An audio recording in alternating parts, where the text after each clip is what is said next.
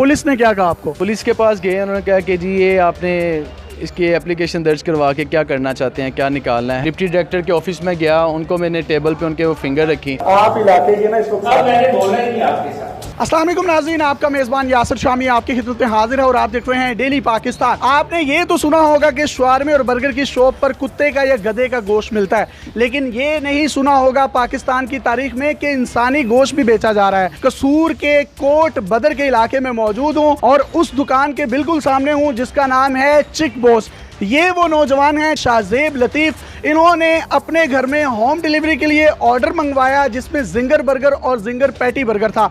जब इन्होंने ginger patty burger खाया तो इनके मुंह में एक सख्त चीज़ आई जिसको इन्होंने निकाल कर देखा तो आप अपनी स्क्रीन पर भी देख सकते हैं। वो इंसानी उंगली का पुराने शख्स किस माँ का बेटा है, किस बाप की औलाद है जिसको काट कर गोश्त की सूरत में खिलाया जा रहा है। आप मुझे बताइएगा, आपने किस दिन ये बर्गर ऑर्डर किया था? 20 तारीख की रात को 10:30 बजे का टाइम था जब मैंने इनसे मंगवाया होम डिलीवरी पे, और 11 बजे जो है मैंने इनको कॉल करके बताया कि उसमें से इंसानी फिंगर निकली है पूरे नेल समेत। ये मान नहीं रहे थे, उन्होंने कहा ये ऐसा हो नहीं सकता। मैंने कहा चले मैं आपके पास आ रहा हूँ। जब मैं रास्ते में आ रहा था इनके पास तो अचानक मेरी तबीयत काफ़ी ज़्यादा ख़राब हुई, मुझे वॉमिट स्टार्ट हो गई। छोटा भाई था मेरे साथ, हम इनकी शॉप पे पहुँचे, इनको दिखाया, ये मान नहीं रहे थे कि जी ये इंसानी